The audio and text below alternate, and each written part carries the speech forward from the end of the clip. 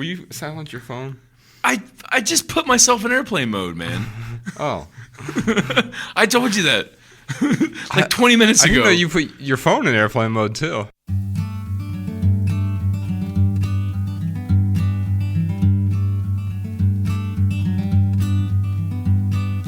Every little thing you think that you need. Every little thing you think that you need. Every little thing that's just feeding your greed. Oh, I bet that you'd be fine without it. Hello, everybody. Welcome to the Minimalists podcast, where we discuss what it means to live a meaningful life with less. My name is Joshua Fields Milburn. And I am Ryan Nicodemus, and together we are the Minimalists. Yes. Quick, get some like Voltron forming music there. As long as it's performed by LL Cool J, I approve. He's the only person who's given us rights to use his It's music. just LL. Just you know, LL. Peter Peter Dorian. Dorian. Yes, Peter Doran. That's what I just said. That's what I just corrected myself with. Well, we are freestyling today, folks. We don't have a script in front of us. We don't have any pieces of paper. But this will be posting on just 2 days after the new year. It's a brand new year, 2017. We're recording this today on the day our documentary, Minimalism, a documentary about the important things, comes out on Netflix. So we're actually getting ready to record a Facebook Live session, which you'll be able to go back, I guess, and watch that. You won't be able to join live unless you already know about it from our last episode on creating. We talked about that. But today we're talking about sort of new beginnings or new year, but really back to basics is the theme for us this year. Ryan, I don't know what you've been up to lately, but I just got back from beautiful Los Angeles, California. And man, Did you get frozen? I was just so looking forward to coming back to Missoula, man. I didn't think I would be. I'm just kidding. I'm like, really? It's like I got frozen. There's literally like 2 feet of snow out there. I know, right? It's supposed to be negative 19 degrees tonight. Negative 19 degrees. Wait, is that with the wind? No. Is that with the humidity? Yeah, but it's a dry Is that in Celsius? I don't know. It's probably pretty close in Celsius, actually. No, that's before wind chill. But no, I was in Los Angeles for a long weekend. Bex and I had a free weekend, so we went out there. And man, I had one of the best times I've had in years. It was amazing. We saw Johnny Lang in concert. And where was he playing at? What venue? Man, I don't even know the name of the venue. It wasn't Hotel Roosevelt. No, it was a big venue.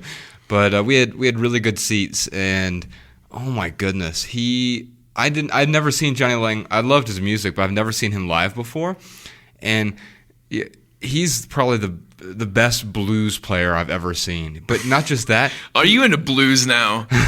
Well, it's weird that like next it'll be jazz. Some white guy from Fargo, North Dakota is the best blues player that I've ever seen. He's awesome, man. And I've never seen him live before, but my goodness, I mean, the intensity of his performance, it's definitely the best concert I've seen in my 30s. It was unbelievable. And I went and got frozen, and that really helped my back out a lot. So cryotherapy, for the longtime listeners, you know what I'm talking about. We don't have cryotherapy here in Missoula yet. Not yet. But I went and got frozen. I went to the Russian bathhouse. We went to go see Anthony Jeselnik do comedy. No way. It was so good, man. At the Comedy Store. Mark Maron was there too. Just really? Yeah, on a whim. Awesome. And a bunch of other just hilarious comics. And I'm just curious, did people get up and walk out on Anthony Jeselnik? No, I think they knew what they were getting into. Yeah. I mean, he was pretty offensive, but blatantly so, intentionally so. Like, you could tell he's basically trolling you at some point. Like, he's trying to get people upset. Yeah. It was hilarious, though. And so were the openers. The openers were just hilarious. And then we went and walked around Griffith Park. There's the old Los Angeles Zoo.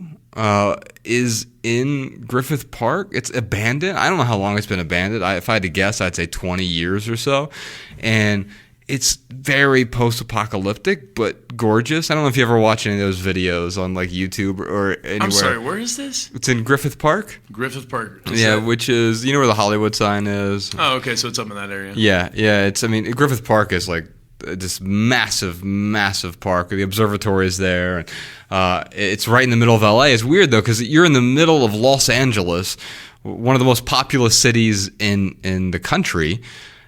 But you're in the middle of nature as well, because you're in this huge, expansive park, and there's this abandoned zoo there, and it was people the animals just got up and left one day. Yeah, I think they went on strike and just never came back. I don't know how that works. People who live in LA are probably appalled right now, like, you idiot! It's actually not. I'm sure I'm getting some of the details wrong, but it was really amazing, and so it was a great trip. And then I came back here and like.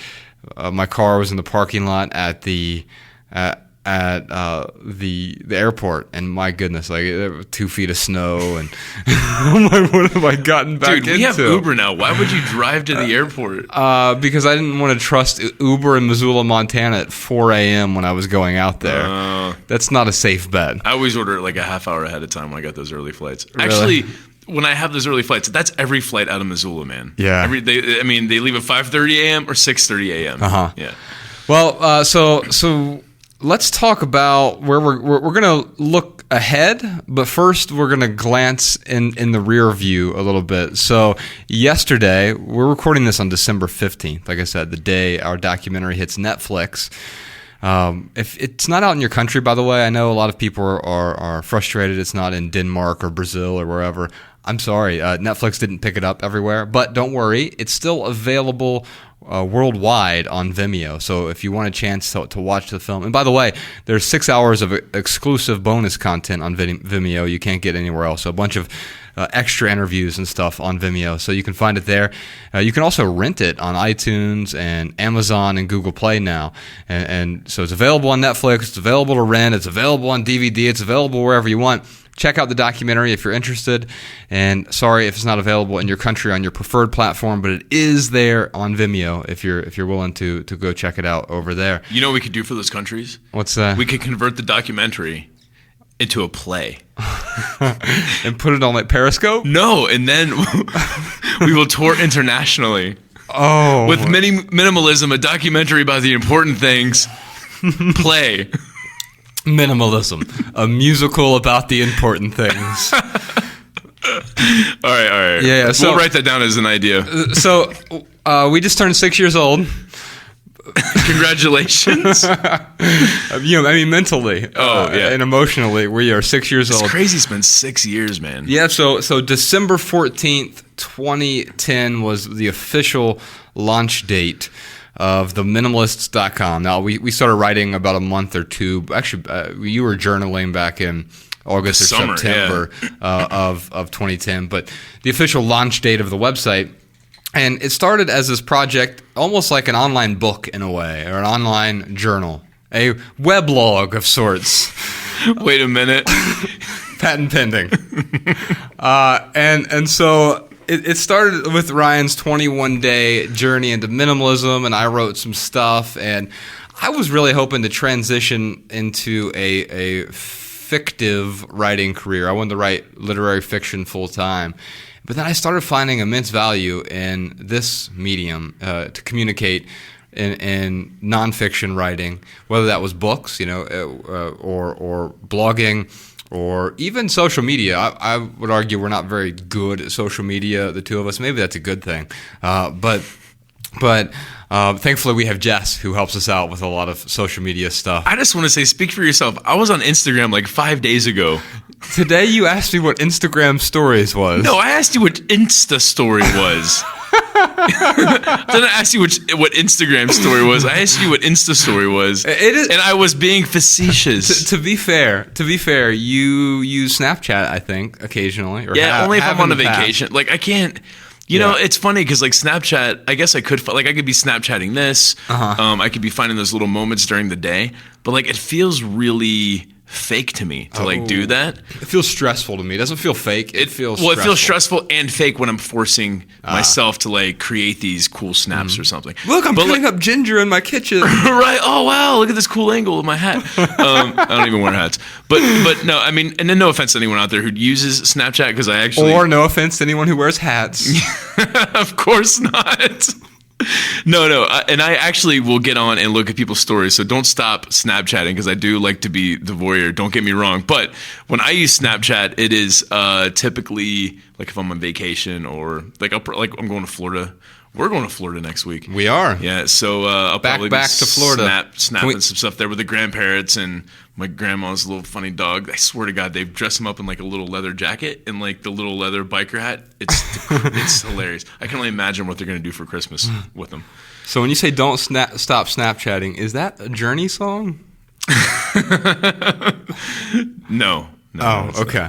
Well, so anyway, I think the point of that was we're not good at social media. It was my commentary. Yeah. We're not bad at it. But it's not our preferred creative medium. Let's just say that. There are some people who use social media as their exclusive creative medium. In fact, I've seen some real artists who have used platforms like Vine, which has gone by the wayside or is going by the wayside now. They're shutting down Vine. Oh my goodness! I know. Can you save the emo Vine? Yeah. So my favorite Vine was of Ryan being emo Ryan.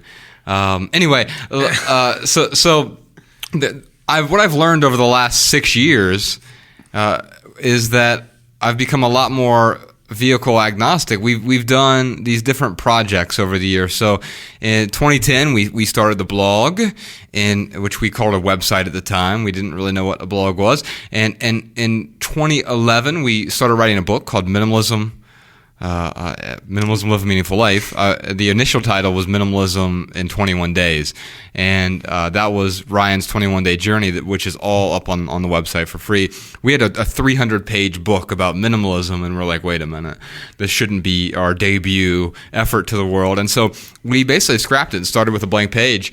And in a month or so, I wrote a new draft of Minimalism, Live a Meaningful Life. But it was really out of the stories and everything that we were uncovering these values in our life and starting to live a different way. And by living that different way, it gave us something to write about. And I think that's the reason I wrote fiction for such a long time, is I wasn't very proud of the life I was living. I was ostensibly successful in the corporate world. You and I, as we were climbing the corporate ladder, but there was nothing particularly interesting about being the director of operations for 150 retail stores. I was a Mozart of spreadsheet development, but there's nothing that's too interesting about Microsoft Excel. In fact, that seems to be the opposite of interesting to me. I cringe when I see a spreadsheet now, and I was really good at spreadsheeting. There were many people at our corporation who were very impressed with your title and your job. But yeah, I know what you're saying. Impressed, but not interested in. Yeah. And we talked about this in a couple episodes ago with our episode titled "Creating," and how I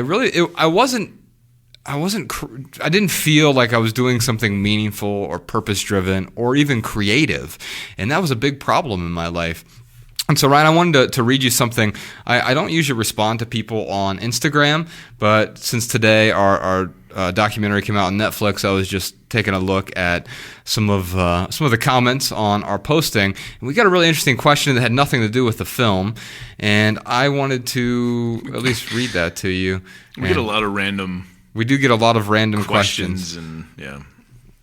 Let me see if I can find it, Sean. In the meantime, since Ryan and I are going I was just in California, and we're going to Florida next week. Maybe you can find some LL Cool J back to Cali and insert that, right? We can only insert it once in this podcast. Not the Biggie version, the LL Cool J version, please.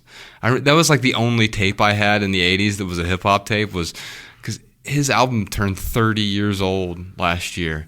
And so I had like Def Leppard and LL Cool J on cassette. Dude, my dad would never let me own an LL Cool J or a Def Leppard cassette tape album. Yeah, or a Def Leppard album. So this was a comment from Katie, or a question really. She said, "Hello, the Minimalists. I've been at my current job for a few years now. I sincerely enjoy it. The company treats me well, and I've got a career path in a place that I'm excited to follow. No complaints, except one. 2016 has been a year of awakening for me. I've been a vegetarian now for almost 11 months, and I am on, quote, the journey to becoming the best, most authentic version of myself. However, my values no longer align with the company I work for.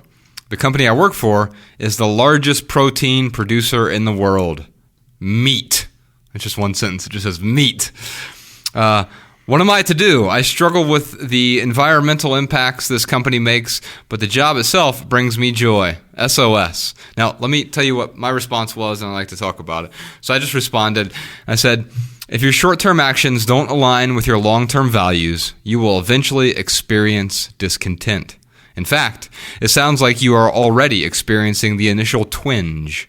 Ergo, you have only two options: change your actions or change your values. Option 3, experience prolonged discontent." It's good, man. No, that's exactly what I was thinking. It's like someone, like a lot of mentoring clients that I get, they're at this boiling point, and they want to like leave their job right away.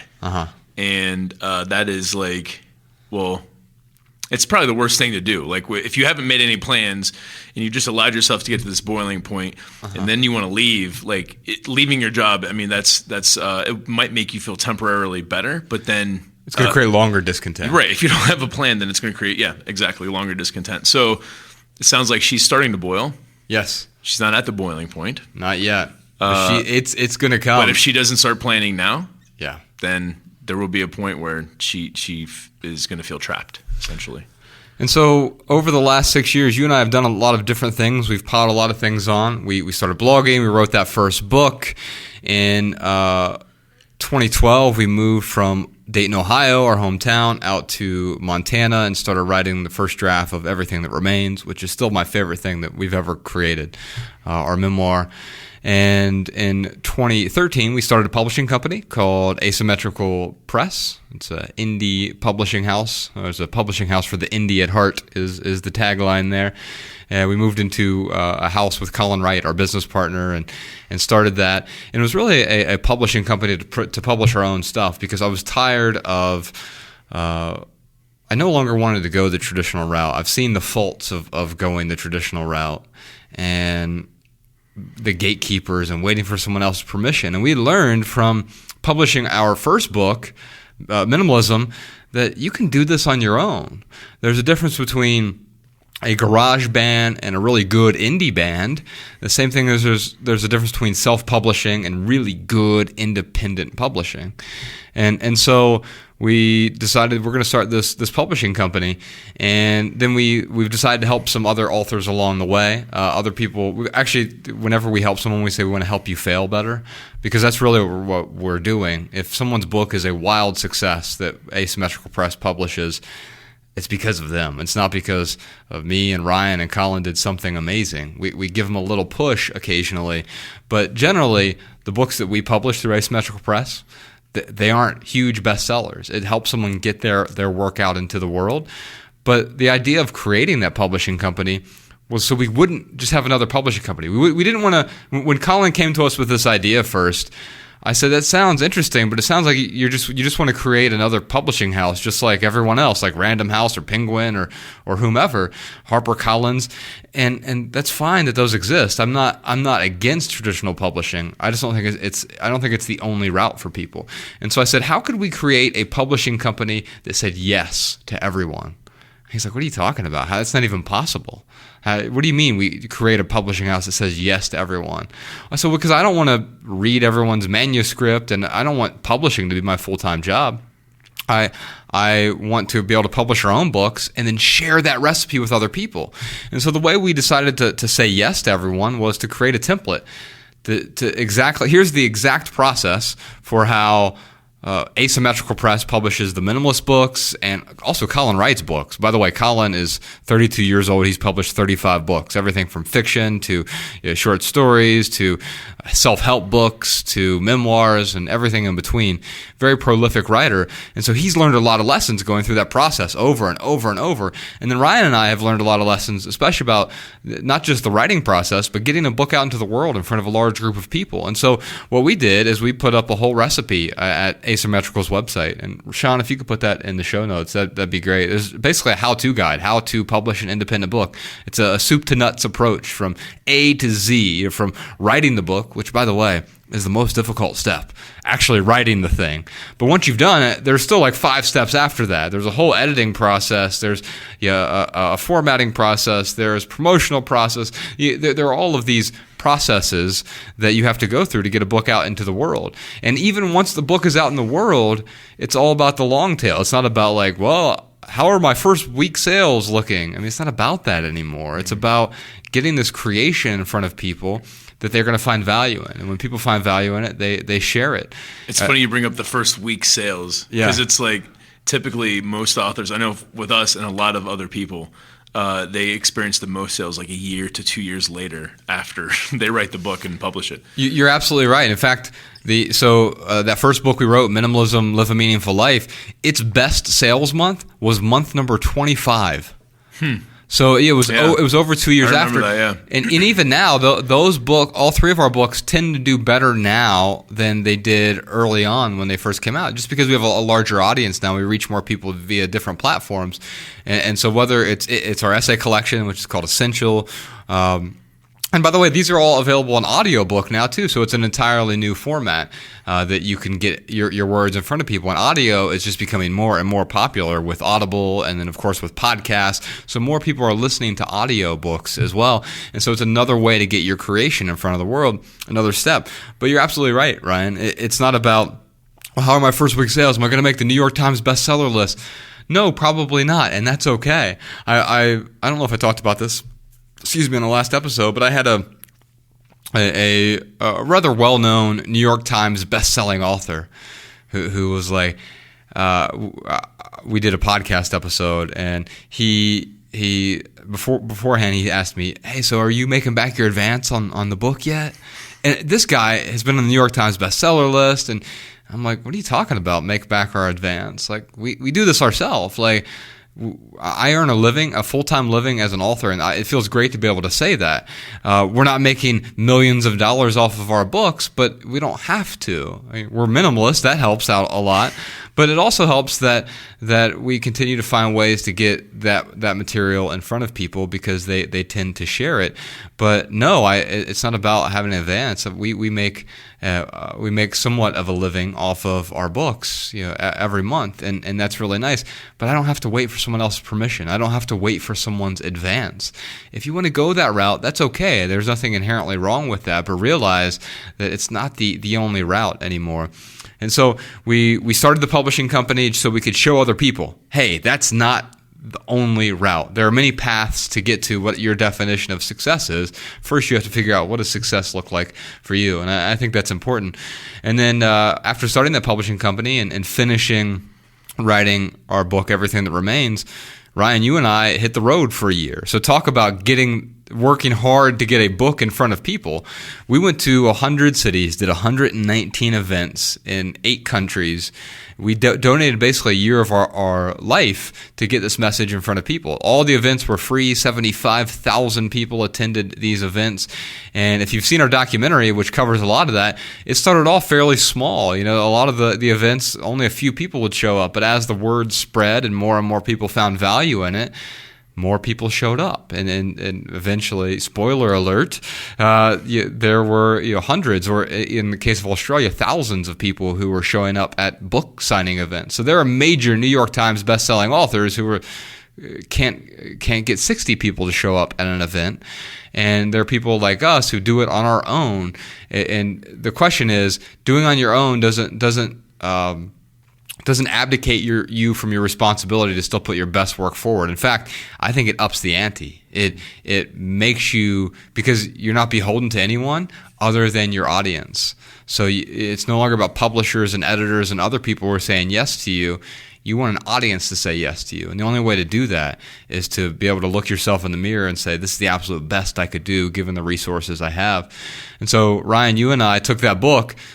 That was really the first step, was getting the book done and out there into the world. But once it did, it wasn't like, well, what's our first week sales look like? No, it was like, all right, now let's hit the road and go to 100 cities and drive around in Ryan's 2004 Toyota Corolla and with boxes of books in the trunk and go from bookstore to book. We're literally Matt's lighting kit. Yeah. Well, yeah. Matt was with us, and he had his huge lighting kit that took up half the back seat, and going from city to city, sometimes sleeping at rest stops or the occasional Hampton Inn or on readers' couches or Airbnb, and found ways to get that message in front of more and more people.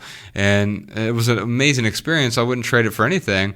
And then we came back, and I'll tell you, man, I don't know how much you experienced this, but December of 2014, I felt depressed. I don't really know how else to say it, man. But we were on the road for 11 months for the most part, and we come back, and it was just like, I was used to that go. We're on the road. We're meeting with people. We're changing lives. Like, it feels great.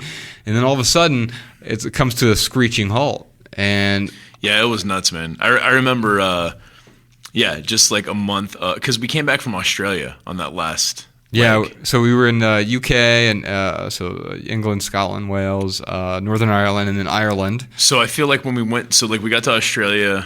What was that, like beginning of November or second week in November? Yeah, it was the beginning of November. We were there for 3 weeks, and I feel like when we left is when I just started to like kind of adjust to the sleeping and the jet lag and stuff. Yeah, in Australia, that was brutal, man. Yeah, it really was. So then when I came back to the States, oh, by the way, remember I got food poisoning like on the last stop. Yeah, city number 100. 3 days before we headed back to the U.S. Yeah, one day right before that last stop, I got food, and it was a double header that night. Yeah, Perth, Australia. 800 people show up to this art gallery, and yeah, you give a double talk. 2 talks one night with food poisoning. It was nuts, man. And then we're flying back. And with our layovers, I remember it being something absurd, like 54 hours to get back to Missoula from Perth. It was something nuts. But yeah, I remember that month. It took me all of December to just get back into the sleep cycle, man. Oh, wow. To not feel like I was like floating in space. I just remember having like a spacey, like really worn out feeling that whole month. Yeah. And not just adjusting to the time zones, but yeah, going from, oh my God, like, yeah, we've got to get up, go to some interviews, then we maybe can grab some good coffee, then maybe go to a museum, and then we have an event, and then we get up the next morning, maybe do a couple more interviews, and then off to the next city. It was like this constant, like you said, go. Yeah, and I mean, these weren't the big fun sexy interviews that you would think. It's not all. We did the Today Show, and that was awesome. Yeah, that was cool. But we're also showing up at the morning news. And remember the cable access place we went to in where was that at in Florida? Oh, it was actually a really good interview, but it was like literally. It was this this gal who like showed up like 5 minutes before we were supposed to go on. Yeah. And there was one gentleman there who was the producer, the director, the cameraman, the sound man, the editor. Like, it was literally a 2-person operation. It actually came together pretty well, but it was like, that cable access feel for sure. It was very between two ferns. The aesthetic was between two ferns. Yeah. But you're right. It was still, and I'll tell you what, man, like doing hundreds of interviews. And remind me to come back to interviews before this is all over. Doing literally hundreds of interviews in 2014, whether it's radio, TV, newspaper, all that stuff, man. There were some days where we'd do 7 to 9 interviews in a day. Yeah, it was crazy. And I'll tell you, it gave me the confidence that I needed to be able to. I mean, I don't think we could do this podcast if we hadn't gone through that whole thing. That's the truth. It gave me the confidence to just talk into a microphone or talk to people and talk about our message in a way that I hadn't talked about. I had written about it, but that's completely different from talking extemporaneously about minimalism or our journey or simple living or whatever. And so it really helped out. And then doing those 119 events throughout the year in front of crowds, that helped out as well, because there are basically three things that I hate. I hate traveling, I hate public speaking, and I hate large crowds of people. And I'm going to do that for an entire year nonstop? Well, it's not that I actually hate those things. It's they make me uncomfortable, right? Crowds of people make me uncomfortable. I'm an introvert. Speaking in front of a crowd, it's the number one fear. It's number one over death even. People are more afraid of public speaking than they are of death. And then, of course, traveling. Like, I'm not a huge fan of just perpetually traveling and unpacking and repacking bags and going through all of that. But that said, it was still an amazing experience. But then we came back here and it was just slamming on the brakes, and I had to readjust to okay, I'm not dishing out 1,000 hugs this week. I need to find a new way to make sure I feel significant, I feel certain, I feel cared about. And did you wean yourself off just going around and hugging random people? yeah, it was. I almost got shot in Montana. That's why we always announce it, by the way, folks. I always say I'm a hugger because 62% of the population here has a gun. Anyway, yes, so 2015, once I got back into the groove of things, we decided, okay, well, what's another thing we can do? And so Ryan and I did this year of contribution, and we did a bunch of stuff. We built 3 water wells in Malawi, with the folks from Charity Water and with the folks in our audience. For many of you who donated money to that, we were able to build wells for, I think it was 1,250 people in Malawi, and that was really amazing. And then we helped build an orphanage in Honduras with Joshua Becker and the folks from his charity, The Hope Effect. And we, with the folks at Misfit and Jai Coffee House over in Laos, we built an elementary school over there, and with your help as well, the people who donated to that. And so we were able to help out with that. We also had some extra money from that, so we funded a high school for a year in Kenya. And of course, we've done a bunch of other philanthropic things as well. We wanted to find different ways to contribute to the world around us, and we'll continue to contribute. We wanted to dedicate a year to contribution as we were finishing up the documentary, which, by the way, we just turned 6 years old. We've spent the last 3 years on this documentary. We've spent half of the Minimalists.com's lifespan on this documentary. So think about that. We into perspective, man. We filmed the first few frames of that documentary in December of 2013, and that was 3 years ago this month, basically, and it took 3 years to get that out in the world. And so this year, 2016, we really, once the documentary was finished, we worked hard to get out into the world. So we did a theatrical release, and the film showed in about 400 theaters across the United States and Canada and Australia, and limited release in a few other countries throughout the world. And then we put it up online on Vimeo and iTunes and Google Play and all those places. We also did a tour, a theater tour this year, back in May and June, United States and Canada, about 15 different cities, bringing the message to in front of more people, right? And now it's available on Netflix, and it's like finally I'm breathing out this sigh of relief, like it's finally out there in the world. And I feel like today, the day it comes out on Netflix, is like the last thing of getting it out there in front of the world, because that's such an important part, and people don't realize, like, if this creation is meaningful and I feel proud about it, and I've gotten so many messages about it's changed people's lives, and I feel so fortunate to be able to do that. So I want to be able to get it out in front of more people. Do I think it's for everyone? No, I think it's for people who are fed up with the status quo, and they're looking for something different. They're looking for a new recipe, or at least some new ingredients for their recipe. And with the documentary, we really wanted to go out there and show, you know what? Minimalism is not this crazy radical lifestyle. It can be if you want it to be. There are some people in there who live in tiny houses, or there's Colin Wright who travels to a new country every 4 months, and that's great for him. Yeah, I would posit too that that's not too radical for those guys. Maybe to you or I it would be radical, but right, exactly. It's radical compared to the average, but the problem with average is debt. Average is stress. Average is overwhelm. Average is discontent. Average is working a 9-to-5 for 40 years for 7 different corporations who don't love or care about you just because they're nebulous entities, right?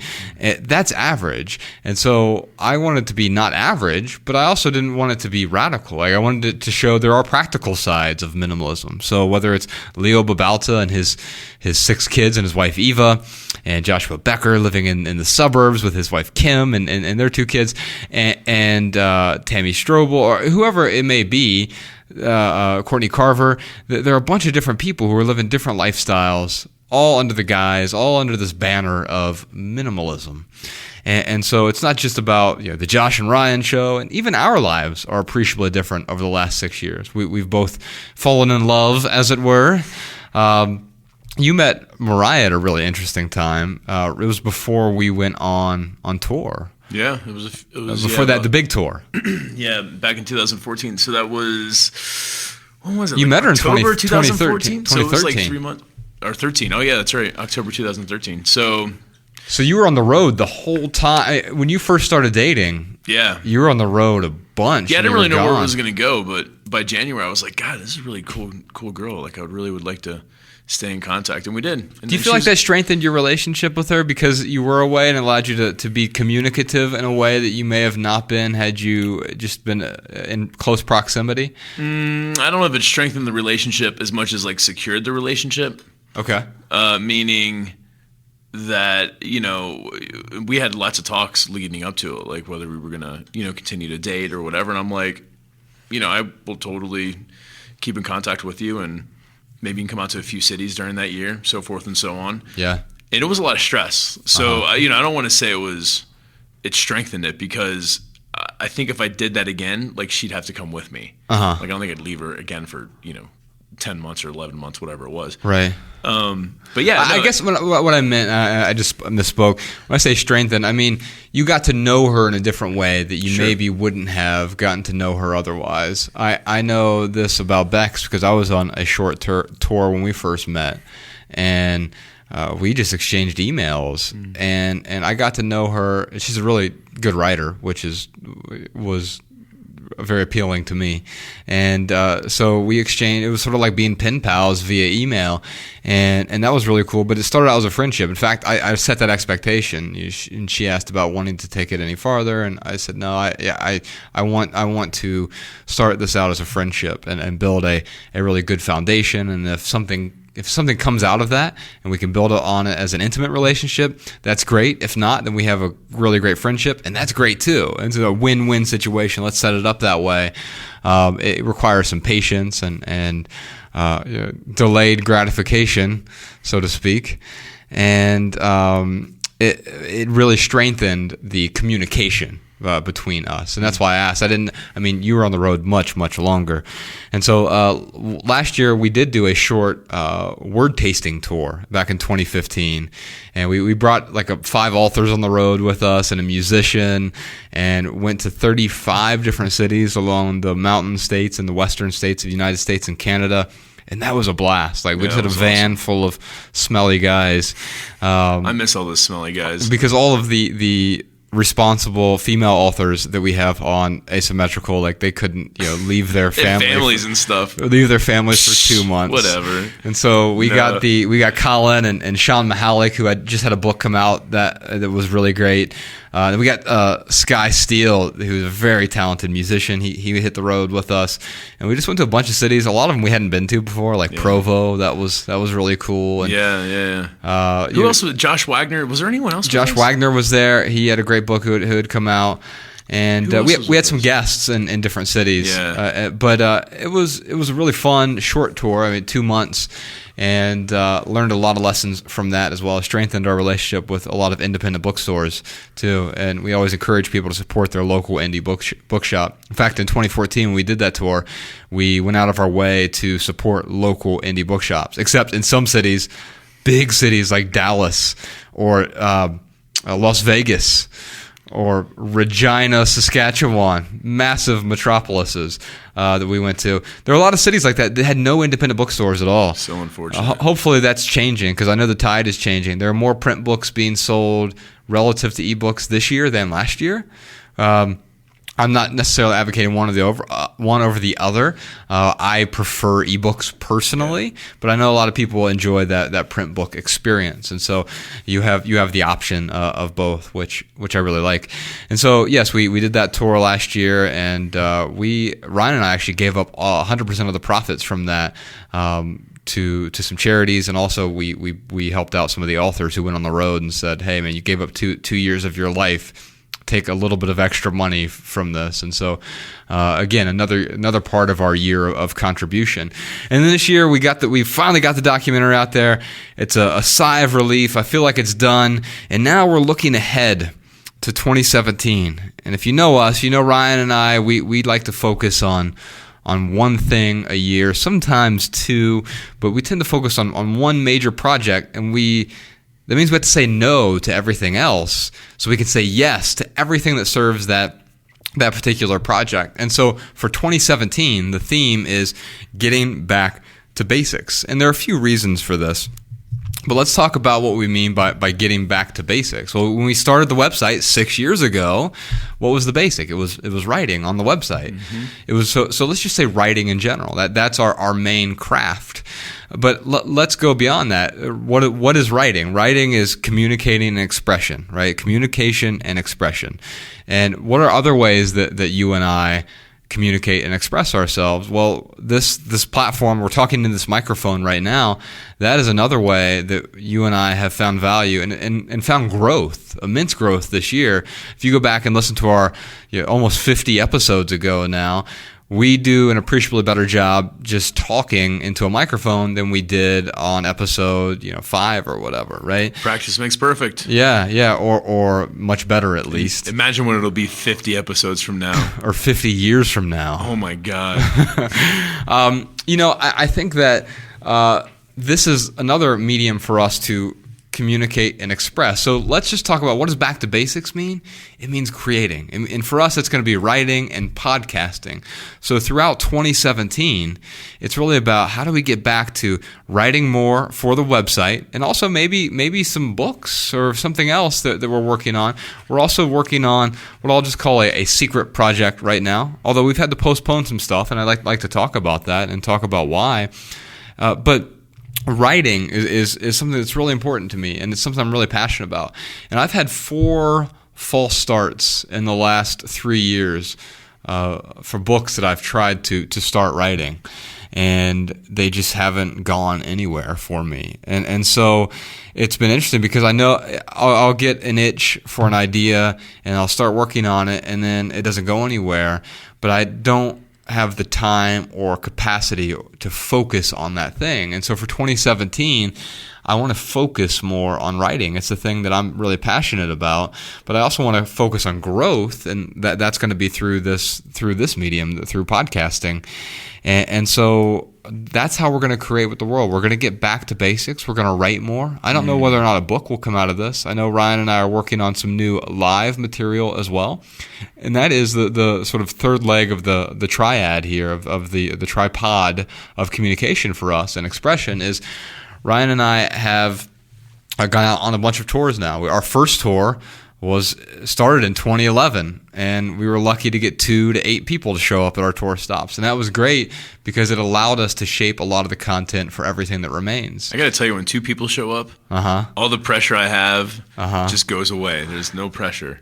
So our plan in 2017 is to hit the road with 6 ideas and bring them into some small crowds, some tiny crowds of people, where it's going to be 100 people or so, So not the massive 500, 600, 700 seat theaters, but small spaces, intimate spaces, where we're working on these 6 new ideas, and we're writing them.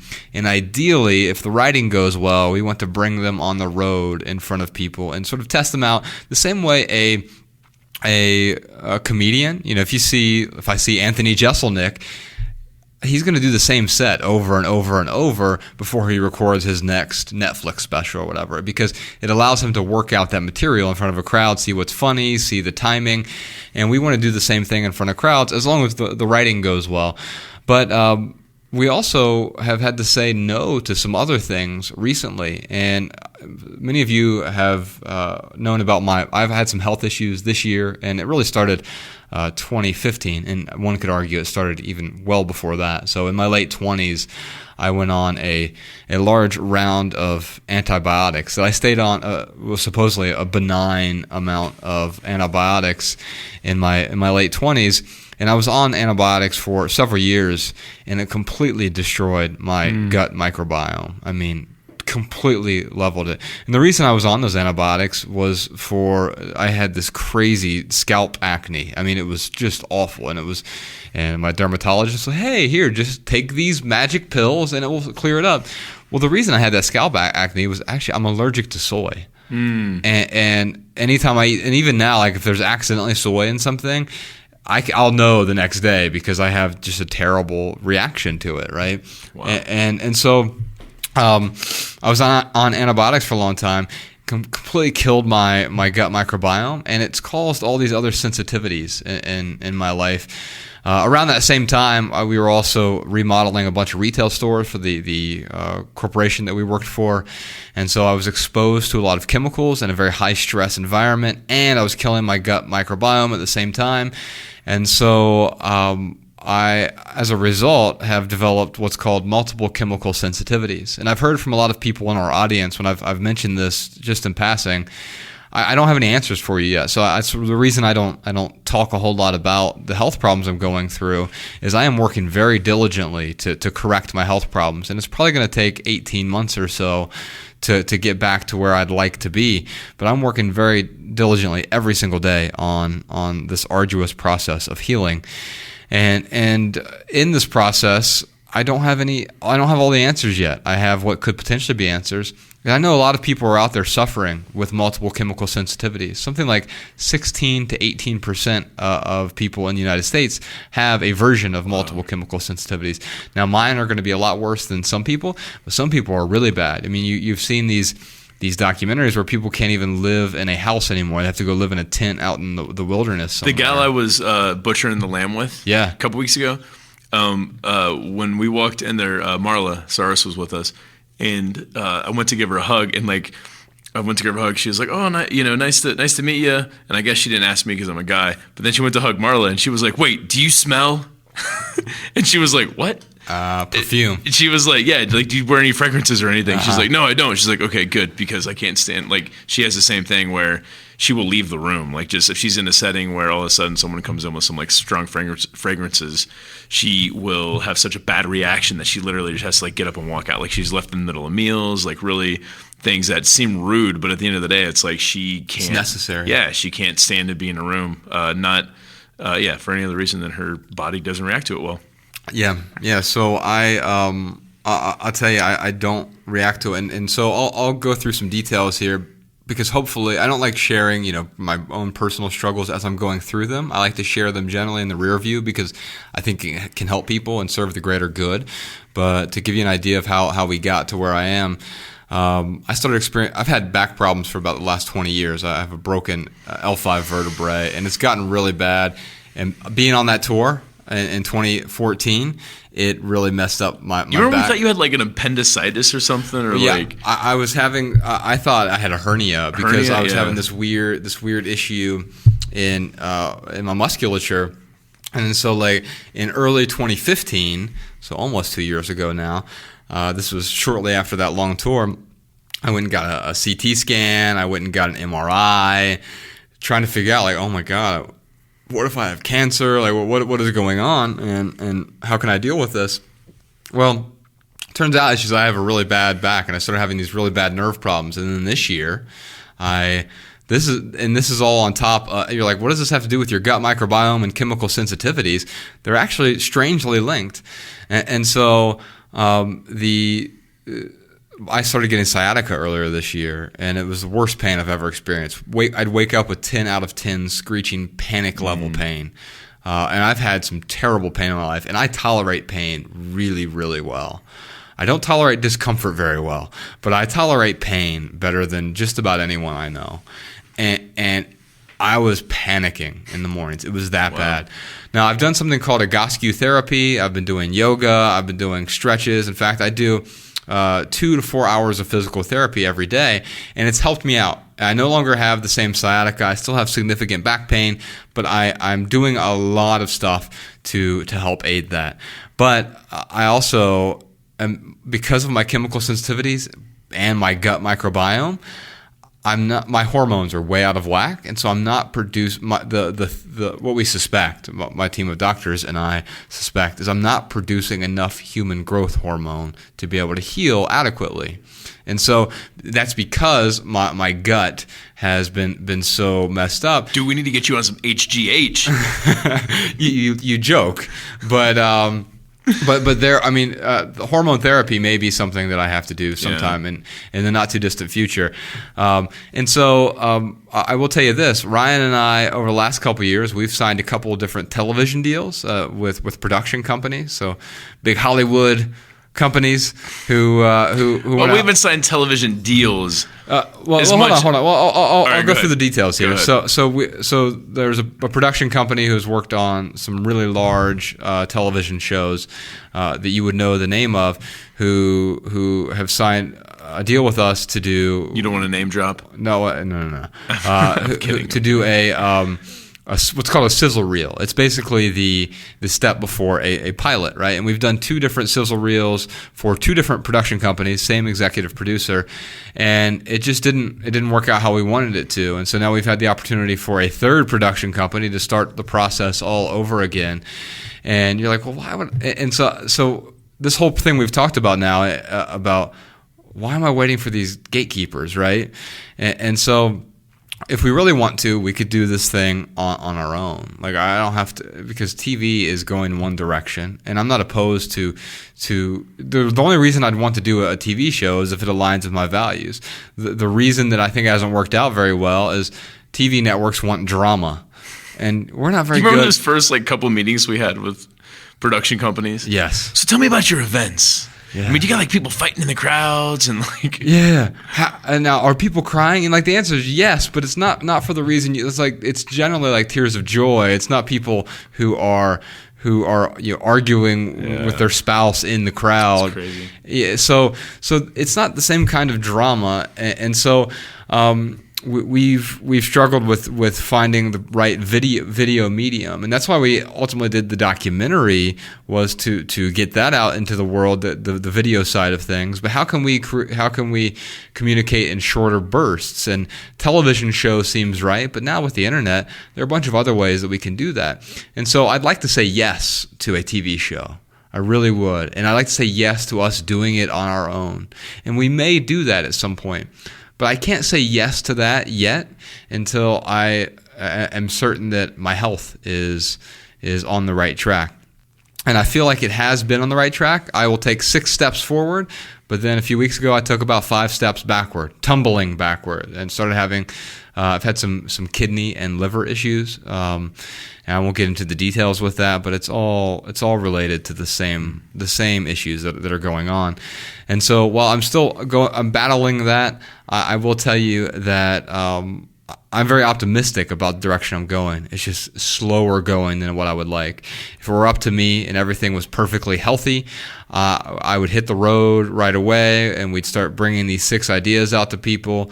And instead, what we're doing for 2017 is we're re-anchoring ourselves. I think that's the best thing for us to do, too, is truly getting back to basics. Well, yeah, I look forward to just getting back to, I don't know. I mean, I don't want to say new content, but a lot more new content. It's not we've had new content this year on the website, But I really look forward to just exploring new ideas, whether it comes to environmental issues, whether it comes to the hidden costs of consumption, whether it comes to zero waste folks. I mean, there are so many things out there that fall in alignment with minimalism that we haven't really touched on and that we haven't really explored and haven't really dug into. So I really look forward into digging into some of that stuff. Yeah, or if we have touched onto it, we haven't really dived headfirst into the thing.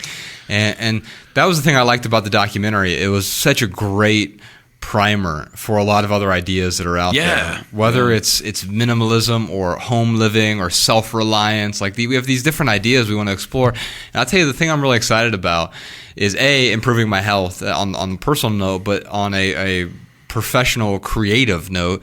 I'm really excited to sort of get back in the lab with you, Ryan, and really start to flesh out some ideas together. You and I have been talking the last several months about this process and what excites me the most, and really that's it, is getting these ideas onto paper and then eventually working them out in front of crowds once I'm healthy enough to do that. So I think the best time I had with you collaborating was that first TEDx talk we did. Yeah. I just remember day one when we were there with Mahalik downstairs in our office. And I just remember us outlining it and outlining it and coming up with ideas and stuff, but fleshing that out over the next several months. Yes. Was that was awesome. I really look forward to getting back into that rhythm. That's exactly what I love to do, and because that impacts so many more people than a book. I mean, when you think about it, so everything that remains has reached a lot of people, and it's the favorite thing I've done, and it's a really deep dive into a transition into minimalism, right? Mm-hmm. But very few people make it to the end of that book because you have to buy the book and you have to spend 5 hours reading the thing to get to the end, to get to the real payoff. With the TEDx talk, it's 18 minutes, but you and I spent months and months and months working on that TEDx talk. That has now reached over 2 million people. Just hit the 2 million mark recently. Wow.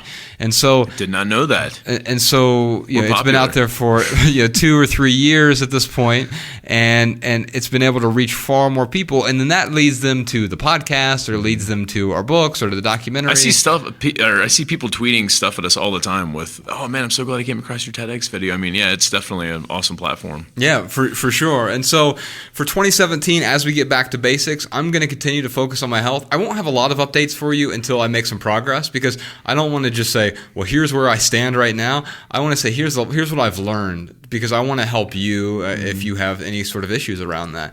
And so my chemical sensitivities are really bad. This year, we had a new office, a new recording studio set up here at the University of Montana. There's a startup incubator here, which sounds far more impressive than it actually is. But it's a pretty sweet place. Yeah, it's a cool building, and we had this room recarpeted and refinished with paint, and we had the furniture set up, and we were ready to go with this brand new, beautiful recording studio that we were setting up. But I was so terribly sensitive to everything in that room, the paint, the carpet, everything else, that we had to leave. In fact, we had to strip up the carpet, and we tried to replace it. That didn't work, and so I'm super sensitive to chemicals. I don't have anything that's not natural in my house.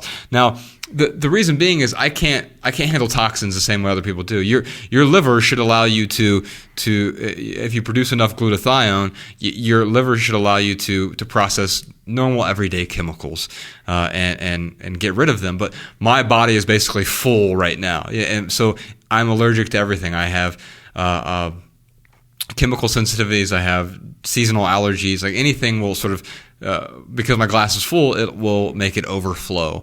And so I need to fix my gut, which will allow me to fix my hormones and allow me to fix my glutathione production, so that long term I will have a more normal ability to process everyday chemicals. So we had to move out of that. We're actually recording this in a conference room right now that we set up in once a week to record this podcast, so we'll still be doing that. I also had to move. So recently I shared a home tour. Ryan, you had your home tour on the website, mm-hmm. and I had our home tour with me and Bex and Ella. The problem with that home is that's our home. It's where we live, but I can't spend a lot of time there right now.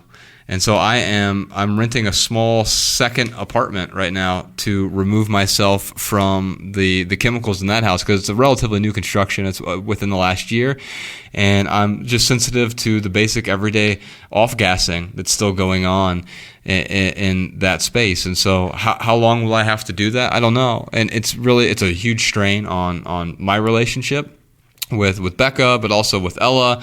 I still make the best of it, and it's like the old serenity prayer, like accept the things you can't change, and then work hard to change the things that you can, right? And so that's what I'm doing. I'm accepting where my current stance is right now. Mm-hmm. I'm not in tip-top shape. I am the least healthy person I know. I have a better diet than anyone I know, probably, and I'm really, really focused. I'm working with a team of doctors over at Nourish, Balance, Thrive, MBT. I think we've put a link to them in the show notes. Chris has a great podcast too. I mean, if you have health issues, he has helped over 700 people, many of whom are athletes. Chris Kelly is his name, Christopher Kelly. Nourish, Balance, Thrive is his practice, and so I've been working with him and his team of nurses and doctors and food scientists to retrain my gut. But we're getting there, and so in the meantime, I'm taking this, one day at a time, and it's my healing process of really working through it. And I'm going to work my butt off to make sure that I do heal, so I can be the best version of myself for my friends, for my family, for the people that we can help on the road, for our audience in general. I want to be the best version of myself, and right now I am the best version that I can be right now. Mm-hmm. So we'll continue to give you updates. I am looking forward to getting back to basics next year, because it's going to give me the space I need to heal. But also, I think it's important. I don't want to stop creating. In fact, I think creating and getting into flow state, there's some research now that shows it aids overall physical healing. There's some studies on people who are recovering from Lyme disease, which is a horrible, horrible disease to try to recover from. And it's becoming more and more prevalent. People who recover from Lyme disease, one of the things that helps is getting into extreme focus states. So like surfing, or writing, or bike riding, things that require like sort of full focus and full attention. It will aid the healing process, especially if you have all the other sort of gears moving in that direction. And so creating, for me, writing especially, gets me into flow state like nothing else. But also, I found that when a podcast is going really well with you and I, like the last one we did on creating, I felt like I was firing on all cylinders. Man, I was in flow state, and I felt like I was on top of the world. And so that's why I want to get back to that, and more creating, more flow state, which will help aid the healing. It'll help me feel better, but also not take on too much either. And that's... I'm good at being a workaholic, and so I am constantly saying no to a lot of stuff. The only other thing that I'm saying yes to right now, we're saying no to a whole lot of stuff. So we have the triad of yes. So writing, podcasting, and maybe doing some talks later in 2017. We'll announce those at the website, so you can get up on our email newsletter. You can just go to, actually, I got a new URL for it. If you go to theminimalists.email, you can sign up for our email newsletter. Theminimalists.email? Yeah, it's a new domain extension that is out there now. So that's crazy. Yeah, you can find that, and we'll never ever send you spam, because that's disgusting. And so yeah, we'll work on that triad. But then we also have a little side project that is also another way for us to create. We're working with our friends from Minimalissimo and 5 Style on a project called minimalism.life. So that's another extension. Minimalism.life is a website we are working on. And we're just writing some new content for that, and it's allowing me to break outside my shell and write some different stuff, which I really like doing. And it's so gorgeous. Carl is a genius designer. It's beautiful. Oh my God. I mean, couldn't agree more. He approached us to start this. I was flattered, because his website, Minimalissimo, was one of the inspirations design-wise for when we were starting our blog. Like, how can I make this as simple as what he does? Now, he's a beautiful photographer and designer. If you get anything out of this podcast, just go follow Minimalism Life on Instagram and look at the photos that he's been sharing. He does these series on Minimalism Life, they're just so gorgeous. It's beautiful. I mean, but it's also simple, and so it's like the bones are the beauty. And so that's what I want to get back to, the bare bones. The bones are the beauty.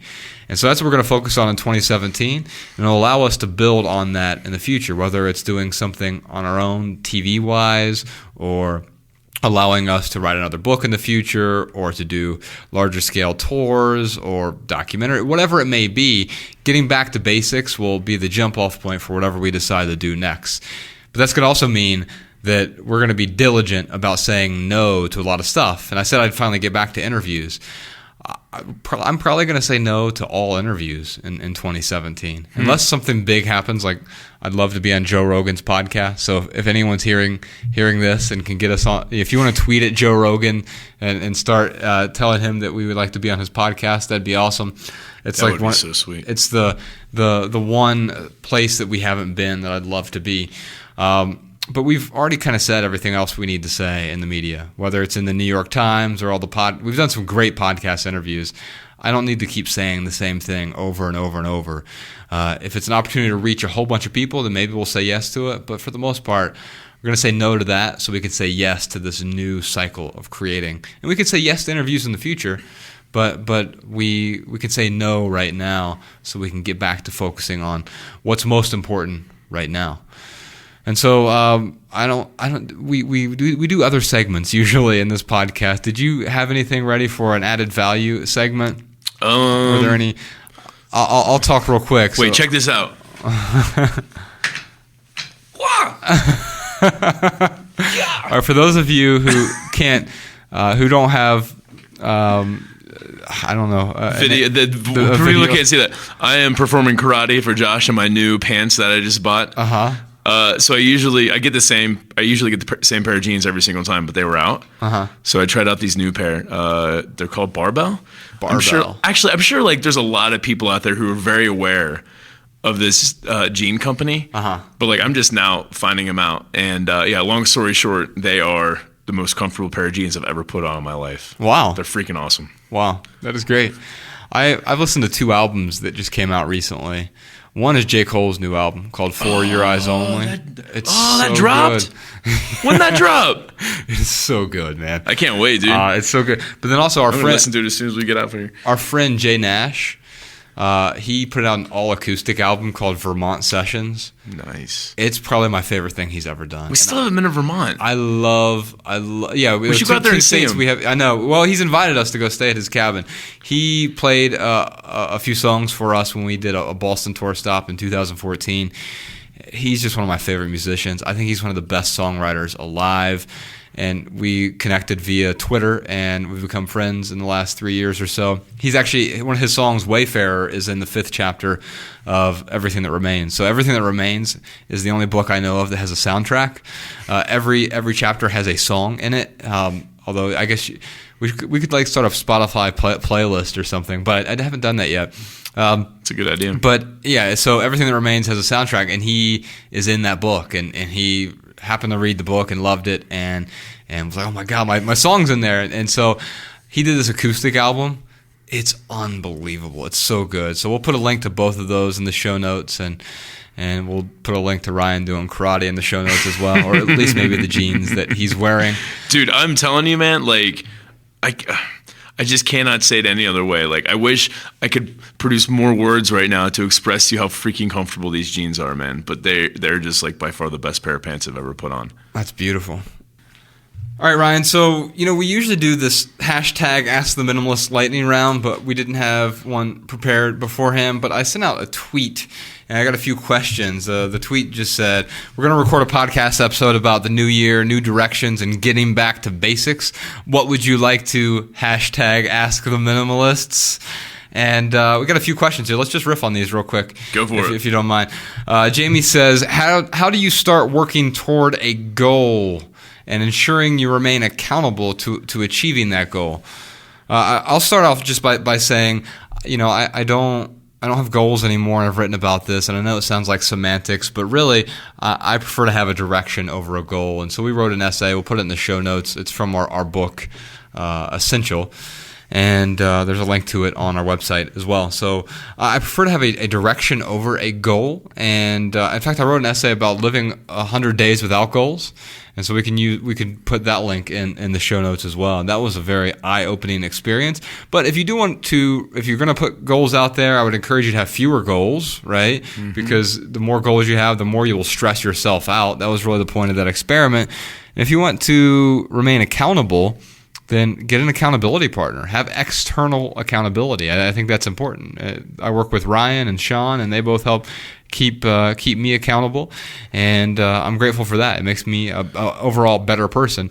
I'll try to hold myself accountable, but I also have people around me who will hold me accountable too. Yeah. How do you start towards that goal? That's an interesting question. Like, I'm thinking about like maybe someone who has 6 figures worth of debt. Like I have a lot of mentoring clients who they went through school. 8 years later, they've got 6 figures worth of debt, and they got decent jobs. And they could pay all that debt down, if they stop spending so much. But it's hard because, you work 40, 50, 60 hours a week, and you don't want to come home and eat peanut butter and jelly. Like you want it now, right? Right, yeah. It's instant gratification. Instant gratification. Much easier said than done to just be like, well, just start eating peanut butter and jelly for every meal until your debt's paid off. And right. So what I would say, like in those cases, for example, where I'll just use that example where someone has 6 figures worth of debt and they are not maybe spending beyond their means, but they're not paying off their debt as fast as they would like to. Let's say that they want to initiate spending less. What I would suggest to them is like A, budget first off. B, like do that likes, wants versus needs list that we talk about, which you can find at theminimalists.com/want. Yeah, that's one of my favorite essays. I'd explain this, but these are supposed to be pithy answers, aren't they, for the lightning round? But really, ultimately, getting started, I think, entails being motivated. And one thing that really helps me get motivated when I am trying to incorporate new habits into my life, or if I'm trying to reach a certain goal or start a new direction, I will write down all the reasons why I want to start that new goal or why I want to head in that direction, and get really clear on why I want a certain outcome. And the reason why writing these down, it's not a matter of, okay, well, yeah, here it is. Here are the 6 reasons why, and I'm going to think about these. Writing it down is much more powerful, and here's why. When you go to that, well, not you, but the person who's trying to spend less, when they go to the store and they want to buy that big big piece of filet mignon that costs however much, they can pull that list out and they can read all those reasons why. And that's a way to help hold people accountable. Yes. Because it's like you have to look at yourself in the mirror and say, you know what? Yeah, here's all the reasons why I don't want to do this. And I'm going to go ahead and ignore all of that, and I'm going to go ahead and buy this piece of steak. It's a lot harder to say no to yourself when you are reminding yourself right there and making yourself look in the mirror as to why you are incorporating this habit in the first place. But either way, getting started is by far, I think, the hardest part. Yeah. Well, and I was listening to Jocko Willink's podcast recently. I don't know if you've ever heard of Jocko Willink. He's a former Navy SEAL. And someone asked him, like, how do I take the first step toward bravery? And he gives these really pithy answers on Twitter. He just responded, step. And that's really it. Like, what's the first step toward a goal? Step. Take a step. You got to take that step. And because the first few steps are the most difficult because you don't have any momentum. And you need that inertia to take you forward continually. But you need the leverage as well. So what you talked about is writing those things down. That's giving you the leverage you need to stay motivated for the long run. Because then once you do step, you have to keep stepping. It does get easier, but you want that leverage. And so maybe the question to put on that list there with the all the reasons why is before you're about to make that decision, you're about to buy that widget or whatever.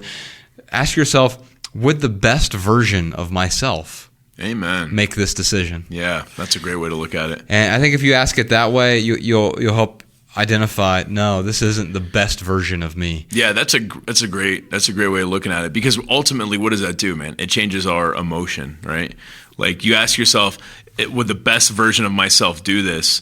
It makes you feel something, and like that's really what we operate off of with all our decisions, man. Is Are we running towards pleasure? Are we running away from pain? So the more you can associate with doing that habit, associate it with pleasure, and not doing it, associating it with pain, then you're more likely to follow through with that habit. So would the best version of myself buy this widget? If the answer is no, and then you buy it, I mean, that's going to make you feel pretty crappy. Right. Yeah. Right. Totally agree. April, all right, what's next? April says, how do you measure success throughout the year? Well, we've got 26 different categories that we're constantly keeping up with. How many likes do we get on Twitter? How many Twitter followers did we gain this year? Yeah, what are our success metrics? Good grief. And it's funny because a lot of people do look at it that way. I look at our traffic on our website once a year just to see how many people visited our website in the last year. And the same goes with this podcast. I haven't looked in a long time. Last time Sean tallied up everything, it was over 750,000 people listening in all the different formats. But that is impressive in one sense, but it's not really when you think about it. I mean, because let's say 1 million people watch a TED Talk, it doesn't mean 1 million people got the same amount of value from that thing. And so the question is, how are you actually going to define your success? That's how you're going to measure the success, is you have to figure out the best way to define it. So what does success look like for you? I'll tell you what it looks like for me. Do my short-term actions align with my long-term values? That is success. That's going to equal contentment. It's going to equal happiness, not ephemeral pleasure, but lasting happiness.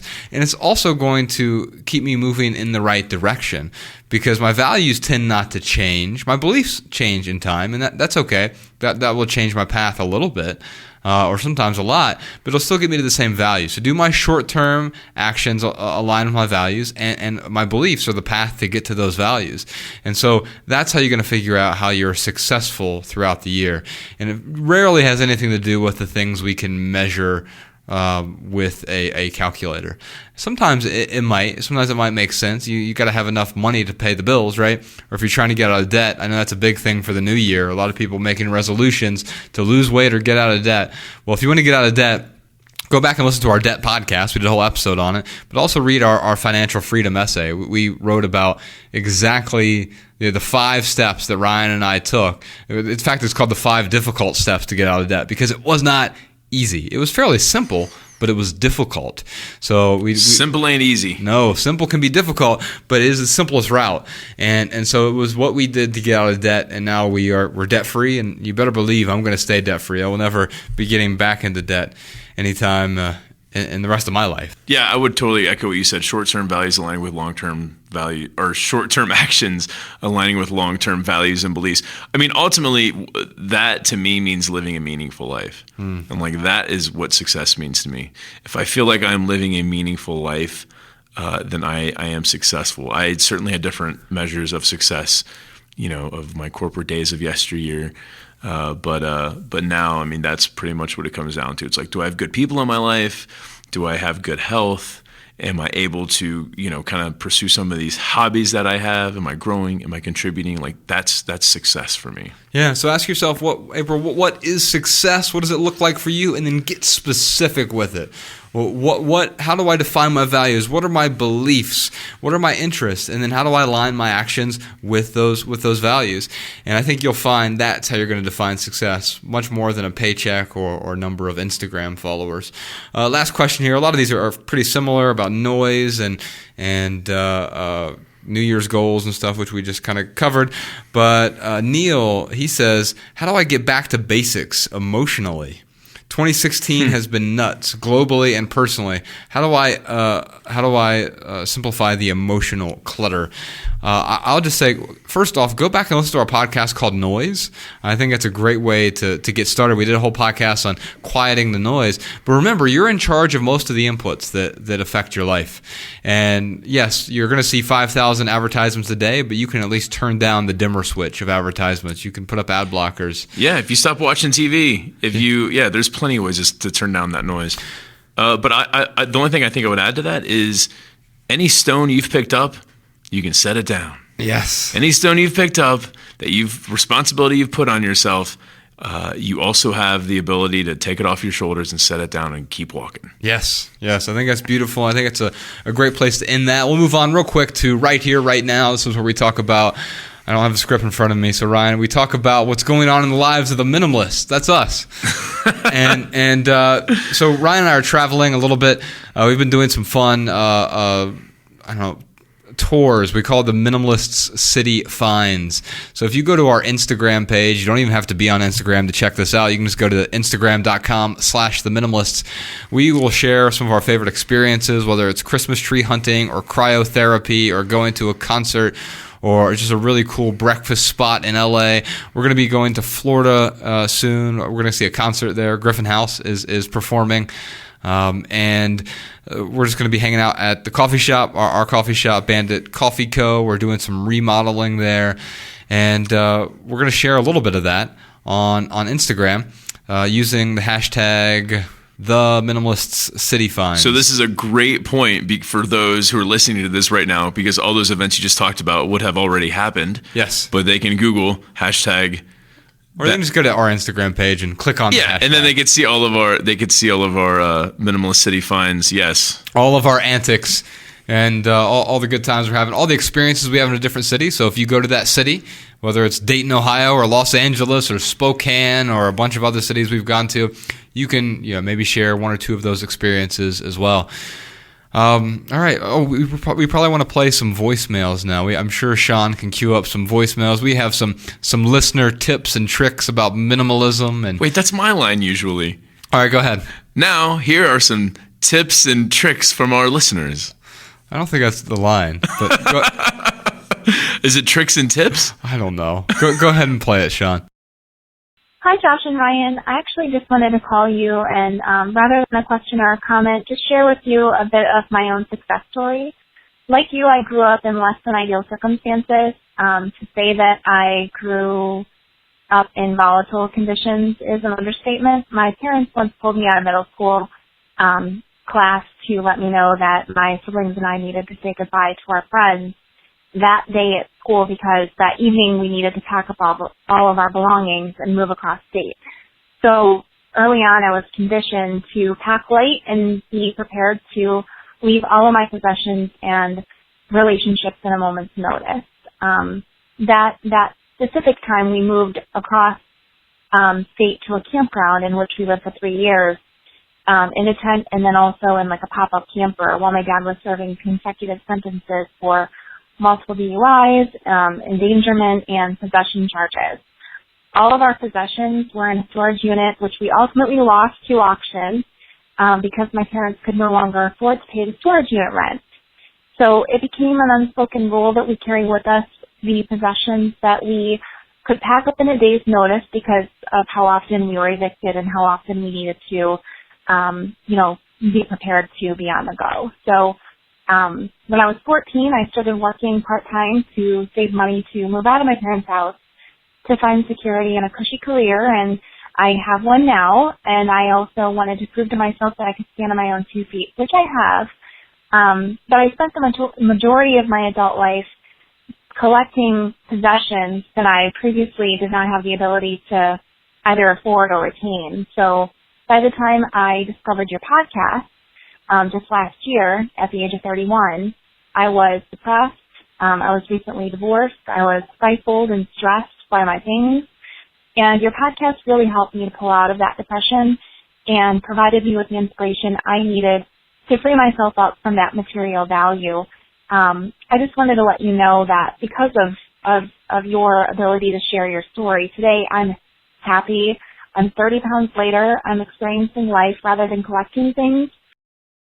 Hi, Josh and Ryan. Just a few tips about your listeners and also things I've learned on the way. Let your kids wear heirloom jewelry and play dress up, have a tea party or a candlelight dinner. You'll make memories and bring meaning by doing so. You can frame the jewelry in a shadow box and display it as art. IKEA is a great resource. They're a nice way to edit collections or honor the memory of a loved one by framing their mementos and pictures in a small contained space. I found useful sentimental items brought me the most meaning. I cook with my mom's wooden spoon daily and warm my kids with the Afghan my grandma knitted. I'm finally donating the china I've kept in a box for 20 plus years because I realized it won't have any meaning or relevance for my daughters since I never used it. Replacements.com is a resource to sell china and silverware. For everyday practical items, buy quality and aesthetically pleasing ones. Buy the flowery nail clippers. If people won't stop giving you things, swing by Goodwill on your way home and get a receipt. Treat it like candy. Don't even bring it into your house. Find resources online for recycling. Pay for postage if it means that much, but give yourself permission to toss those items that won't be donated while you're establishing a baseline. You'll be tossing much less in the future. Wean off shopping by going to thrift stores and yard sales. Always have a list of needs. Remember, $1 spent is still $1 spent, and even free might come with a price. I've been known to replace all the items in my cart back to their respective places, treating each as if the hunt was satisfying enough and feeling empowered by asking the hard questions and making the conscious choice not to possess it. Take a picture if you want to remember it. Take pictures of your kids' art and make a book. Turn old t-shirts into quilts or pillows. For every one new thing, rid yourself of two things. Tool libraries are cropping up for borrowing tools. If you don't have one, start one. Volunteer at handsonnetwork.org. Register, click to sign up, and then show up. When we lost our business and house and filed bankruptcy, we volunteered. When my husband died in an accident 3 years later, we volunteered. Don't underestimate the power of giving to and doing for others. For me, passion equals pressure. Instead, I'm following my curiosities and my love of learning. If that leads to a passion, then that's great. And if not, that's okay too, because I will have learned a lot along the way. Thank you for spreading the message and defining and affirming what I've been working on for years. I really appreciate what you're both doing. All right, that's it for this episode, folks. If you have a question for the Minimalists, let's see if I remember the phone number without a script, Ryan. It's 406-219-7839. If you do call us and leave a question or a tip, make sure you write down your question or tip beforehand. It'll help you be more articulate, and it will greatly increase your chances of reaching the airwaves. Are these airwaves now? I don't even know. Let's just sign off, man. Yeah. If you leave here with one message, we hope it's this. Love people and use things, because the opposite never works. Thanks for listening, y'all. We'll see you next time.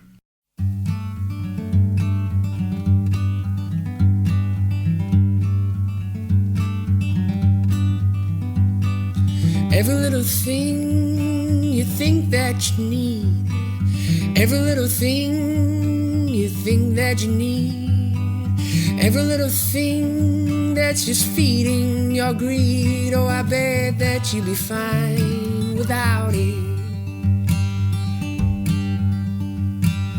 Every little thing that you gotta have, every little thing that you gotta have, you gotta reach for and you gotta grab. Oh, I bet that you'd be fine without it. So tear your eyes away, or tear